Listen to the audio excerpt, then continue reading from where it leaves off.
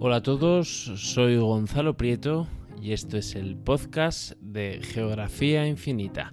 Bienvenidos.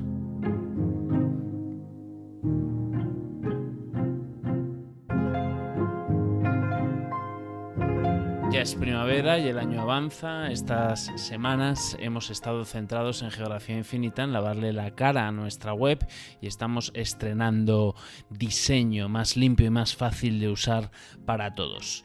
Además, en todo este tiempo no hemos parado de generar contenido geográfico y de acercarnos a ciclos de conferencias como el que ha celebrado la Fundación March, un ciclo online sobre cartografía. Tenéis toda la información y los enlaces para acceder a cada una de las conferencias en uno de nuestros nuevos artículos. También os hemos presentado la trilogía de Gersón Beltrán y Jorge del Río y hemos tocado otros temas. Todos los podéis encontrar, como siempre, en nuestra web, en geografiainfinita.com.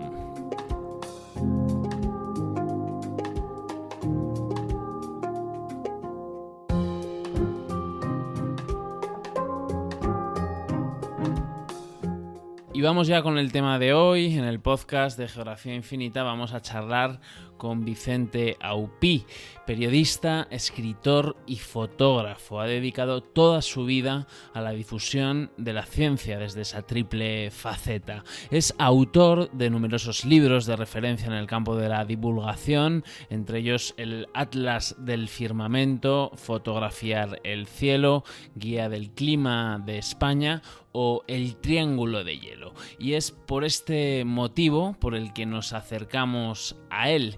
Concretamente queremos conocer el Triángulo de Hielo, esa zona de España muy centrada en la provincia de Teruel, donde están las raíces de Vicente Aupí, donde hoy en día reside y desde donde nos atiende. Su obra, el Triángulo del Hielo, es el primer estudio climático que se publica sobre el polo del frío español, asentado en la franja geográfica que comprende exactamente Teruel, Calamocha y Molina de Aragón, en las que se han registrado las temperaturas más bajas en zonas pobladas de España, según los datos oficiales de la Agencia Estatal de Meteorología. Tras un año, este 2021, que arrancó con importantes olas de frío y con nieve en enero, hemos querido hablar con Vicente Aupí para hacer repaso de esos fríos invernales, y es un placer acercaroslo a todos vosotros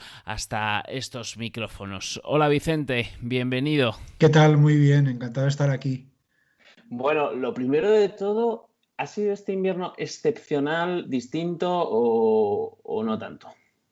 Sí, ha sido en muchos aspectos un invierno extraordinario, excepcional, también es una palabra adecuada, y también un tanto extraño. Desde luego lo más significativo, sin duda, la primera quincena que tuvimos en enero, no solo en la zona del Triángulo Teruel, Calamocha, Molina, Aragón, el polo del frío del que vamos a hablar, sino también en el conjunto de España, especialmente en la zona centro, por las nevadas que hubo pues en Madrid, en Toledo, pero luego también las anomalías cálidas que se han producido en la segunda quincena de enero y sobre todo en el mes de febrero, con lo cual conforma un invierno un tanto peculiar que ha tenido los dos extremos. Porque esa nevada, esa gran nevada que hemos vivido en este año, este invierno, también es excepcional, digamos, ¿no? O sea, por los espesores acumulados, no es habitual, hay que remontarse mucho tiempo atrás para ver en el centro peninsular una nevada de esas características, ¿no? Totalmente. Lo cierto es que los espesores que se han acumulado, pues en algunos casos superiores al medio metro, por lo que yo he indagado, hay que remontarse a las Navidades de 1970-71. Tú puedes encontrar puntualmente nevadas más espesas o más copiosas, pero cuando hablamos de un episodio que afecta genéricamente a una amplia zona de la península, pues ya estamos hablando de algo diferente. Y bueno, las imágenes que se vieron en Madrid, en la Gran Vía, en el centro de la ciudad, puede parecer a veces que se pecaba de cierto centralismo, pero yo he estado diciendo que, bueno, la nevada en Madrid es muy importante y muy significativa, no tanto porque haya nevado en la capital de España, sino por el hecho de que también es un patrón que nos mide y nos da la referencia de la magnitud del episodio. ¿Por qué? Pues todos sabemos que Madrid, Barcelona y Valencia tienen lo que climáticamente se conoce como isla de calor, es decir, una influencia microclimática en la temperatura de la ciudad, y evidentemente para que te pueda cuajar la nieve ya se necesita que la temperatura sea un poco más baja de lo que se necesitaba hace unas cuantas décadas. Es decir, para la misma situación atmosférica o meteorológica que teóricamente debía dar nevadas en una zona, pues ocurre que eso sí que produce que cuaje la nieve en una zona rural, pero en una ciudad tan grande como Madrid es mucho más complicado por el efecto isla de calor. Entonces, esos espesores que se dieron en Madrid, pues nos hablan de la verdadera medida que tuvieron las nevadas asociadas a la borrasca Filomena en el mes de enero de 2021. Y nos hablabas de que había habido anomalías también cálidas en la segunda mitad de enero y en febrero, junto con esa gran nevada. Cada vez vemos más extremos climáticos, o sea, es una tendencia que se está consolidando el ver situaciones cada vez más raras de manera constante, o es pronto para decir esto. Yo en este tema soy muy prudente. Es evidente que viendo lo que ha ocurrido este invierno, pues algo está pasando. Eso yo creo que nadie puede dudarlo. Creo que lo que hace falta es investigar mucho más y seguir investigando. Sobre la tendencia al calentamiento global, creo que es difícil dudar sobre ella. No obstante, yo pienso que después de los fríos que ha habido y de las nevadas que se produjeron asociadas a la borrasca Filomena, hemos escuchado algunas veces que ese tipo de episodios pues, pueden estar relacionados con el cambio climático, con el calentamiento global, cuando hace un tiempo lo que oíamos era justamente lo contrario, es decir, que debido al calentamiento global ese tipo de episodios ya no se producían. Entonces ahora de repente parece como que estamos dándole a entender a la gente de la calle, porque los que estamos metidos en el mundillo meteorológico lo vemos de otra forma, pero hay que explicarle bien las cosas a la gente. Y yo, por ejemplo, siempre he sostenido que debido al calentamiento global y al cambio climático, lo que ocurría es que este tipo de episodios no habían dejado de producirse, pero ocurrían cada vez de forma menos frecuente. Eso sí que lo veo coherente, pero decir que ahora de repente, que debido al calentamiento global, pues hemos tenido la borrasca Filomena y los extremos de frío, yo no lo tengo tan claro, sinceramente. Lo que sí tengo más claro o probable es lo que ocurrió en febrero, que en febrero pues tuvimos, en el caso de la estación meteorológica que tenemos aquí en Torremocha, que lleva 35 años de observaciones, pues curiosamente el mes de febrero ha sido el más cálido de toda la serie, 7,3 grados de media mensual, superando a febrero de 1990. ¿Qué ha ocurrido? Que como enero a su vez fue el más frío de la serie, tenemos un contraste que llama mucho la atención, pero hay que ver las cosas bien. Es decir, hemos tenido 2 episodios juntos y yo lo que voy a hacer no es aglutinarlo todo y decir es que las dos cosas corresponden al calentamiento global. No, bajo mi punto de vista lo que corresponde al calentamiento global es ese febrero el más cálido de la serie, sin ninguna duda. Lo que ocurre es que por contraste también ha habido un mes de enero muy frío, que llevábamos mucho tiempo que no se producía, pero que de vez en cuando también tiene que ocurrir. Entonces han confluido las dos cosas. Es un poco complicado, pero creo que lo que no podemos dudar es de que el calentamiento global cada vez nos trae pues, fenómenos extremos, sí, pero de ahí a decir que Filomena se debe al calentamiento global, pues yo eso no lo tengo tan claro. No digo que no, digo que hay que investigarlo más, ¿vale? Pero febrero, pues evidentemente eso hemos tenido un invierno un poco raro, la verdad, resumiendo, y no sé si me he extendido demasiado. No, perfectamente, o sea que nos encontramos con una situación con más extremos climáticos en general De Y ahí en a que podamos. precipitaciones también, probablemente. No podemos decir que llueva menos que antes, eso hay muchos estudios que lo ponen en duda, así como de las temperaturas, sí que se observan en numerosos observatorios tendencias al calentamiento. En la precipitación, al final del año, básicamente no hay grandes cambios.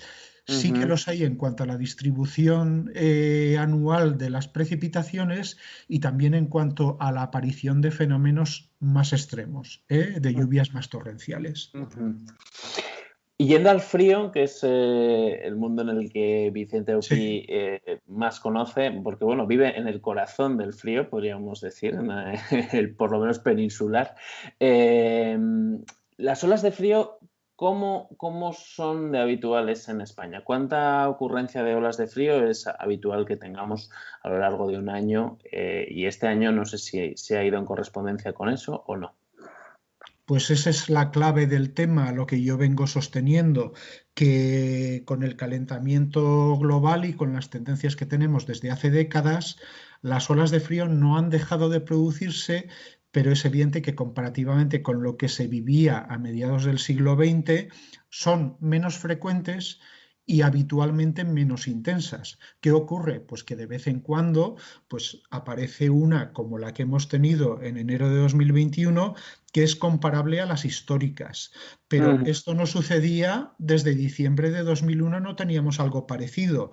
Y la de diciembre de 2001 es menor comparativamente que la de enero de 2021. Para encontrar una como la de enero de 2021 hay que remontarse a las navidades 1970-71. Estamos hablando de medio siglo. Por tanto, esto es la medida de la situación en la que nos encontramos ahora. ¿Qué puede ocurrir a partir de ahora?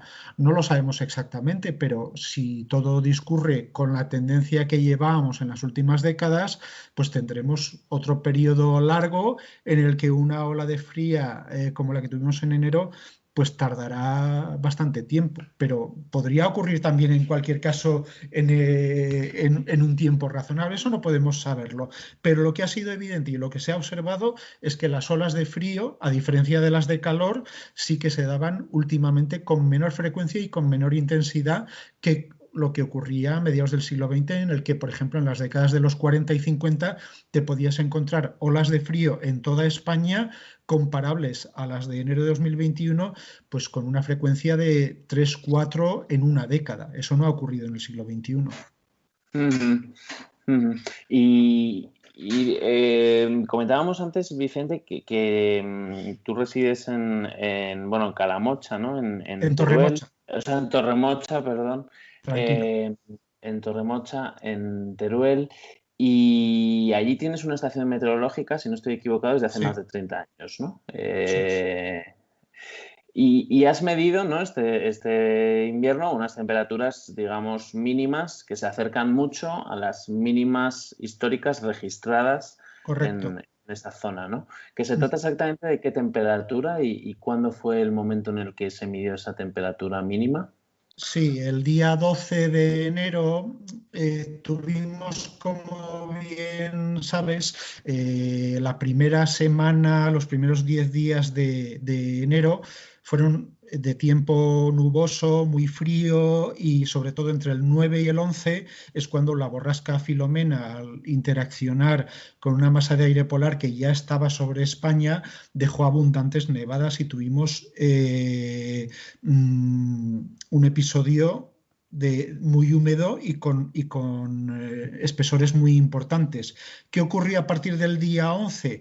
Que entró un anticiclón, se retiraron las nevadas y la nubosidad y al despejar el cielo sobre ese manto nevado, pues se produjo una ola de frío muy importante durante los 4 o 5 días siguientes, diría que una semana. Y el día 12 se produjo la madrugada más fría en toda la zona y también en el conjunto de España, porque aparte del triángulo del frío, en Toledo, por ejemplo, también tuvieron 13 grados bajo cero, que marcó un récord histórico. Aquí en Torremocha tuvimos 26 grados y medio bajo cero en la madrugada de ese día 12 de enero, que es un valor significativamente comparable a los que hubo pues, en los años 60 y en los años 50, que marcan el récord oficial en zonas pobladas de España de 30 grados bajo cero en esta zona. Por tanto, sin llegar a batirse el récord, pero se produjeron valores comparables. Aquí en Torremolinos tuvimos 26,5 bajo cero, pero en Molina de Aragón, que está muy cerca, hubo 25, en Bello, que es otra población, también hubo 25 bajo cero, en Teruel capital 21 bajo cero, y además durante varias noches seguidas, que es aquí la particularidad de esta zona.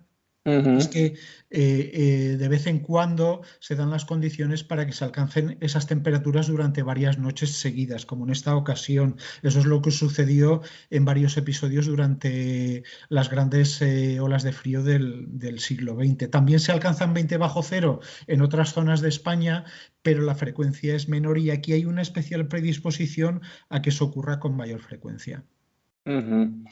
Porque eso ya nos mete de lleno en la zona del Triángulo de Hielo, el Triángulo del Frío, que es una zona que está delimitada por 3 localidades, ¿no? Está delimitada por Teruel, está delimitada también por Molina de Aragón, es El vértice occidental, sí, y Calamocha, el vértice superior este, sí. Eso es. ¿Qué características tiene esta zona, este Triángulo del Frío?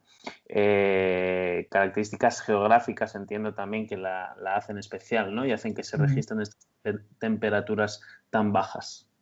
Pues ese triángulo debemos considerarlo en primer lugar una referencia. Siempre subrayo que no quiere decir que fuera del triángulo ocurra una cosa desde el punto de vista climático y dentro otra. Es una referencia y fuera, en el entorno, en la zona próxima, pues básicamente ocurre lo mismo. Lo que pasa es que si uno mira en el mapa esa zona de España, pues ve que efectivamente estos 3 vértices que has comentado forman un triángulo y en esa zona lo que ocurre es que hay una especial predisposición a que se den episodios de temperaturas inferiores a los 20 grados bajo cero. Yo, entre finales del siglo XIX y la actualidad, he analizado más de un centenar de episodios en los que en algún punto de este triángulo se han observado temperaturas de 20 grados bajo cero. Como decía antes, en otras zonas de España esto ocurre también, es decir, que de vez en cuando se alcanzan ese tipo de valores, por ejemplo, pues en zonas de Castilla y León, en la zona pirenaica, incluso en puntos del sur, en algunas zonas de Andalucía también ocurre.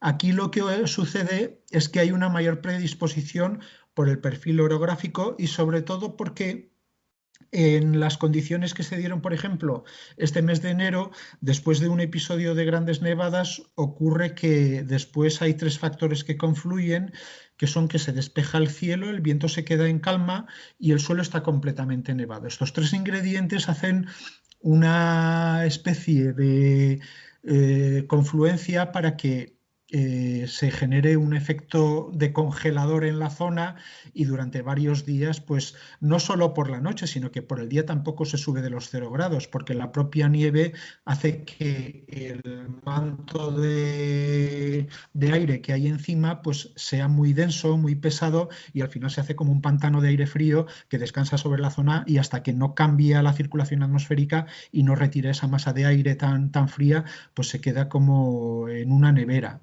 Y esto pues coincide con la zona del triángulo y con todo su entorno y es una de las singularidades climáticas que hay en España. Una zona con un paisaje muy peculiar también, ¿no? Un poco, bueno, en algún punto, un paisaje podríamos decir quizá como de que puede recordar a Siberia en algún punto, sí, ¿no? Es un poco estepario. Siberiano, sí. Toda la zona de Teruel, efectivamente, sobre todo la llanura del Jiloca, donde está Calamocha, el tramo comprendido entre Calamocha y Teruel, es muy estepario, es un valle que está encajonado entre los Montes Universales y la Sierra Palomera, que eso hace precisamente que ese aire frío que se da en este tipo de situaciones se estanque. Y luego la zona de Molina de Aragón aunque tiene más vegetación, es una zona de lomas más suaves, pero el núcleo propio de Molina de Aragón lo he estudiado, está en mi libro. Y al final las calmas atmosféricas, es decir, la ausencia de viento, al final es más manifiesta que en la zona de Calamocha y de Teruel, lo cual hace que en un momento dado, pues en esa zona todavía se estanque más el aire frío en este tipo de condiciones. Pero en conjunto sí, es una zona de horizontes muy abiertos y eso hace, primero, que esté indefensa cuando se producen entradas de aire polar, porque entra muy fácilmente, así como otros valles están protegidos hacia el norte, estos no, y luego al final se estanca ese aire y bueno, si encima, como he dicho antes, el cielo se queda despejado y el viento no sopla, pues por las noches, durante las semanas más frías y más oscuras del invierno, que son las de diciembre y las de la primera quincena de enero, que las noches son muy largas, pues hace que al final se puedan observar temperaturas muy bajas. Y coincide también que es una de las zonas menos pobladas de España, ¿no? ¿El frío puede haber tenido que ver en esa despoblación? Yo no tengo ninguna duda porque estamos hablando de una zona en la que el clima es duro por el frío, por un lado. Siempre digo, no obstante, que hay que matizar este tipo de episodios en los que se alcanzan los 20 bajo cero o 15, 18 bajo cero. Esto no ocurre todos los años. Aquí en invierno, un año normal, las noches son frías, pero estamos hablando de temperaturas de 0 grados, de 5 grados bajo cero, alguna noche de 10 bajo cero, pero no hay que pensar que aquí eso suceda, Sí, de lo de los manera 20 bajo cero frecuente. continuamente. De hecho, una particularidad benigna del clima del Triángulo del Frío es que si bien por las noches un año normal en diciembre, enero y febrero está siempre o casi siempre helando, por el día el termómetro remonta y al final pues se superan los 10 grados positivos. Eso no ocurre en todas las zonas de España. Hay zonas de Castilla y León, incluso de Aragón,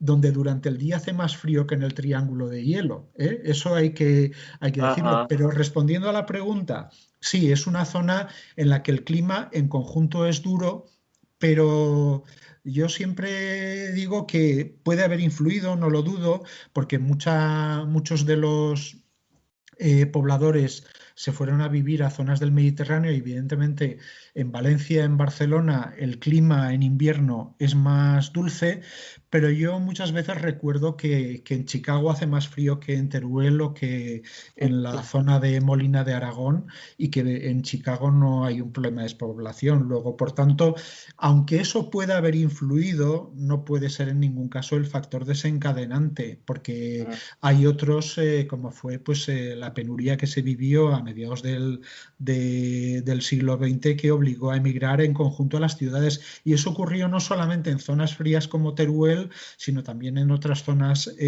cálidas como Andalucía. Por tanto, el frío no puede ser en ningún momento el desencadenante. Que sí, que evidentemente en el Mediterráneo el invierno es mucho más benigno que aquí, de eso no podemos hablar, pero también digo que el aire que se respira en esta zona de España y en el conjunto del interior peninsular siempre es mucho mejor que el que se respira en grandes ciudades como Madrid, Barcelona o Valencia. Una zona que tú conoces bien, ¿cómo vives de primera mano? Porque bueno, llevas mucho tiempo allí, ¿no? ¿Cómo vives de primera mano el fenómeno de la despoblación y bueno, cómo se vive allí? O sea, ¿qué nos podrías trasladar desde allí? Con pena, sinceramente, porque creo que, volviendo y enlazando con la pregunta que comentábamos antes, el frío, yo siempre digo, es decir, actualmente estamos en 2021, la mayor parte de las casas, por no decir la práctica totalidad de los pueblos de lo que se llama actualmente la España vacía o la España vaciada, que tenemos dos versiones, tienen internet, tienen calefacción central, tienen agua potable. Eso no ocurría a mediados del siglo XX. Aquí en estos pueblos, a mediados del siglo XX, la gente se calentaba con un fuego bajo, no había calefacción y las temperaturas eran iguales o más frías que en la actualidad. Por tanto, las condiciones eran mucho más duras que en el presente. Por tanto, el problema no puede ser ese, el problema es otro. Y es evidente que yo lo veo con pena porque creo que hay que generar políticas en las que se permita una igualdad de condiciones, no ya a lo que me refería hace un momento de la comodidad en las casas, sino en cuanto al terreno laboral, en cuanto al terreno de las comunicaciones, pero compatibilizando con el medio ambiente, porque últimamente nos estamos encontrando que de repente algunas iniciativas un tanto oportunistas han visto que aquí en la zona de la España vaciada pues es un lugar bueno para colocar grandes parques energéticos y eso tampoco es la solución, como se puede ver. Por tanto, lo que hay que hacer es que la gente no se vaya, que la gente vuelva y evitar eso. Es complicado el tema, pero respondiendo a la pregunta, lo veo con pena. Yo, en cualquier caso, cada uno tiene su situación personal específica, pero yo he vivido en Valencia la mayor parte de mi vida, pero desde hace 15 años resido aquí, en el pueblo donde están mis raíces, en Torremocha del Jiloca, y creo que, bueno, fue una buena decisión, no me arrepiento de ella y creo que de momento me quedo aquí. Y allí que tienes una estación meteorológica, como comentábamos antes, desde hace ya un tiempo, mm, me interesa también conocer un poco, para quien no esté acostumbrado, fuera del ámbito más meteorológico, ¿no? ¿En qué consiste la labor de mantener una estación meteorológica? Eh, ¿Qué es la información que extraes de ella? ¿Con qué periodicidad? ¿Cómo funciona un poco ese mundo? Bueno, ya que me lo preguntas, lo cuento. Yo en 1985, que aún vivía en Valencia, eh, leyendo e investigando sobre el clima, descubrí la singularidad climática de esta zona de España, esos fríos llamativos, en una época en la que yo ya trabajaba especializado como periodista en temas meteorológicos y en una época en la que entonces eran muy populares las gotas frías en el Mediterráneo y yo pues Ujú. tenía que lidiar con ellas continuamente. Pero me llamó la atención esto y yo lo desconocía completamente y yo no di crédito a que en esta zona de España tuviera los récords de frío en zonas pobladas como los 28 bajo cero en Molina de Aragón y los 30 bajo cero de Calamocha, Fuentes Claras, ¿de acuerdo? Entonces decidí, ya me interesaban los temas del tiempo y decidí montar una estación por mi cuenta. Además lo hice utilizando el material oficial, los termómetros, el pluviómetro y los aparatos registradores que utilizaba la Agencia Estatal de Meteorología, que en aquella época era el Instituto Nacional de Meteorología. Y lo compré todo de mi bolsillo. Y desde 1985 hasta la actualidad tengo registros de temperatura y precipitación que están, estos 35 años de observaciones, en el Banco Nacional de Datos Climatológicos de AEMET. AEMET tiene su red de estaciones principales, que son las que podemos ver actualmente por Internet en Madrid, en las grandes ciudades, son los observatorios principales que te ofrecen, podemos consultarlo por la nube, las temperaturas, precipitación, lo que ha llovido, las tendencias.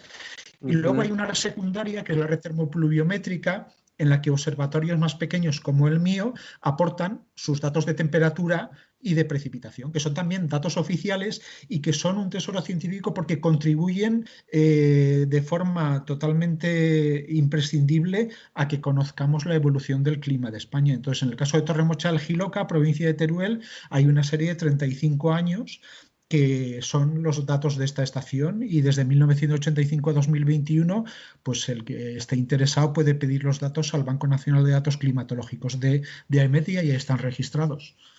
Ujú, ujú. ¿Y cómo empezó un poco tu especialización en meteorología porque tu bagaje es como periodista, ¿no? En la Comunidad Valenciana, en Valencia, y a partir de ahí, fuiste abriendo el camino hacia la meteorología con mucho foco, entiendo, como nos contabas en la gota fría y en ese fenómeno, ¿no? Pero ¿cómo empezó tu afición / especialización, tu interés por la meteorología en general? Pues al mismo tiempo que el de la astronomía. Yo desde pequeño tenía una pasión tanto por lo que ocurría con el tiempo como por los cielos estrellados. Ajá. De forma que ya desde niño pues me interesaron ambas cosas y además por igual.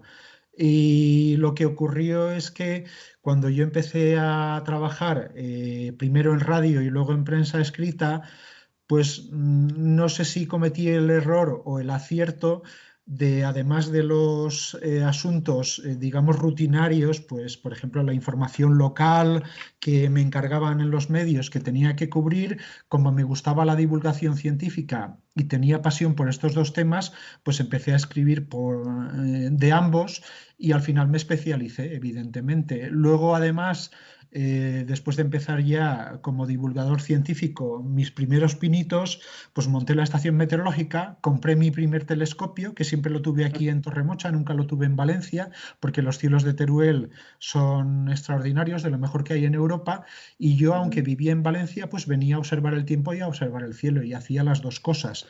La estación meteorológica con aparatos registradores, aunque yo vivía en Valencia, pero venía una media de 2 a 3 veces por semana y me permitía obtener los datos de forma muy precisa, y eso ha permitido pues que poco a poco fuera creciendo en ese afán. Al mismo tiempo que observaba y que escribía y divulgaba, pues investigaba el clima de España de muchas maneras. Yo he pasado muchas horas en lo que yo llamo las catacumbas de la Agencia Estatal de Meteorología, donde están los archivos, viendo datos, viendo boletines antiguos, registros, hojas de observación, las tarjetas de los observadores del tiempo del siglo XX, que es muy meritorio, porque hay que tener en cuenta ahora una cosa.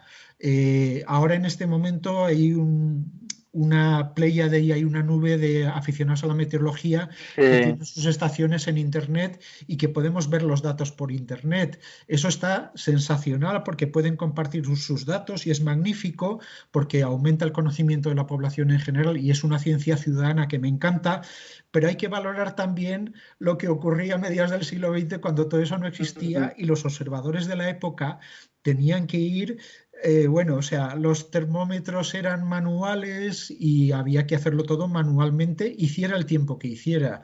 Y, por ejemplo, yo en el libro mío sobre los datos del Triángulo de Hielo, aparte de los datos, una de las cosas que más me gusta es el pequeño homenaje que hago a los observadores de la época que, bueno, se las pelaron para poder dar todos esos datos. Por ejemplo, Manolo Villamón, el observador que registró los 30 bajo cero de Calamocha cuando el observatorio estaba en el término de Fuentes Claras, que vive todavía, vive en Valencia, tiene más de 90 años, está en perfecto estado de salud y la verdad es que fue a observar y se le congelaba el bigote cuando iba por los 30 bajo cero. Entonces estamos hablando de unas condiciones de comodidad actuales que no son comparables a los de la época.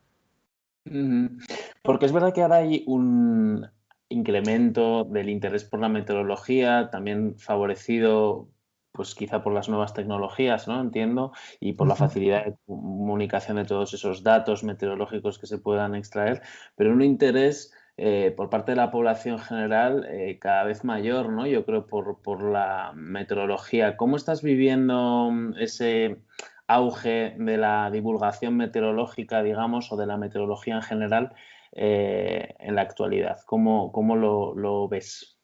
A mí me parece algo extraordinario, muy meritorio y lógico.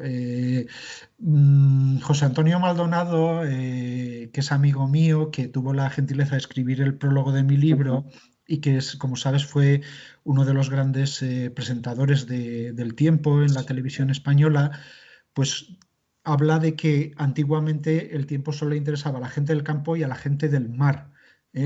Actualmente, en la sociedad actual, ¿quién no necesita saber el estado del tiempo? Es decir, si te vas a pasar el fin de semana fuera de pandemia, hablo de condiciones normales, o las vacaciones, cualquier actividad empresarial, una empresa dedicada al vino, todo depende en este momento de las condiciones de la atmósfera y eso hace que la información meteorológica sea en este momento uno de los bienes más preciados que tenemos. Además de eso, la popularidad de la meteorología ha ido creciendo por diferentes motivos. Para empezar, yo creo que en contra de lo que se dice, la cultura medioambiental y la cultura científica en España, aunque nos queda mucho por recorrer, ha aumentado muchísimo en los últimos 20 años, en los que llevamos de siglo XXI. ¿Y eso qué está haciendo? Que mucha gente ve la oportunidad de colocar una pequeña estación meteorológica en su balcón, en la terraza del edificio o si puede ser en el chalet que tiene o si vive en los pueblos.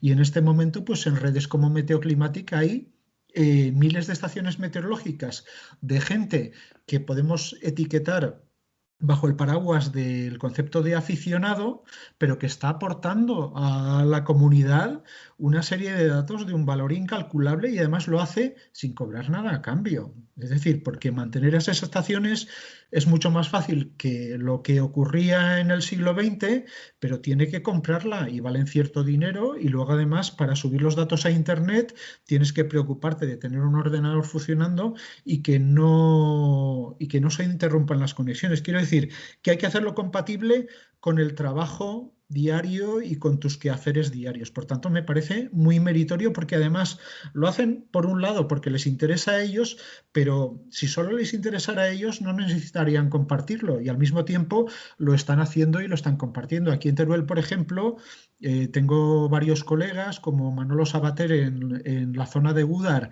y Jaime Laoz en Montes Universales que tienen varias estaciones meteorológicas que, bueno, que llevan ellos, que han montado por su cuenta, algunas en colaboración con algunos ayuntamientos y la verdad es que esos datos uno los puede ver gratis por internet y es un acopio de información científica de un valor incalculable.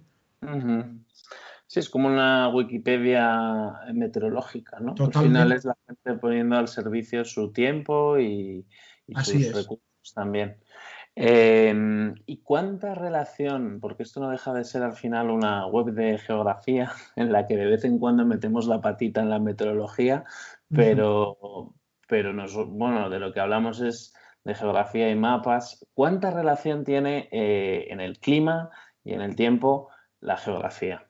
Bueno, muchos de los principales climatólogos que hay en España, no es mi caso, porque yo me metí en el clima a través de la divulgación científica, pero muchos de los buenos climatólogos que hay en España son geógrafos, ¿eh? Y no quiero decir nombres porque si no tendría que nombrarlos a todos, pero algunos son amigos y llegan a través de la geografía y muchos de los observadores históricos de la Agencia Estatal de Meteorología también de los que han trabajado oficialmente en los principales observatorios han llegado a través de la geografía. Es evidente que hay un paralelismo increíble entre el clima y la geografía y yo creo que todos, aunque yo no haya entrado a través de la geografía, pero siempre he tenido un amor por la geografía extraordinario, que en el fondo a la conclusión que nos lleva es que lo que nos gusta es la naturaleza, el paisaje, el entorno, todo lo que podemos ver, lo que podemos observar, forma parte de lo mismo, en esencia. Y yo creo que ese paralelismo, como bien dices, es infinito, como vuestra geografía. Totalmente. Pues ha sido un placer, Vicente Aupí, charlar contigo, aprender del frío, del Triángulo del Frío, que nos acercaras toda esa zona de España que, bueno, pues desconocida quizá para algunos, apartada quizá para otros, pero desde luego una zona que a quien la visita al final siempre le cautiva de alguna manera por distinta esa zona del Triángulo del Hielo. Vicente, un placer, como decía, hablar contigo y bueno, esperemos volver a repetir pronto. Cuando queráis, estaré encantado, ha sido un placer. Muchas gracias por la conversación.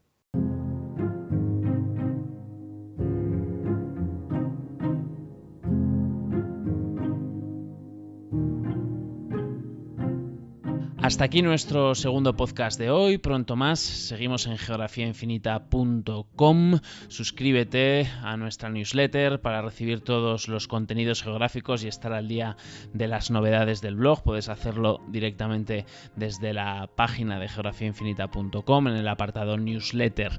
También puedes suscribirte a los podcasts. Estamos en iVoox, estamos en Spotify, en iTunes y en Google Podcast. Los podcasts también están en YouTube y estamos en redes sociales, estamos en Twitter, estamos en Facebook, en Instagram, donde somos GeoInfinita. También tenemos un canal en Telegram, donde estamos enviando los artículos que vamos publicando en esta web, en geografiainfinita.com. Pues aquí lo dejamos, un mes más, un nuevo podcast de Geografía Infinita que aquí termina.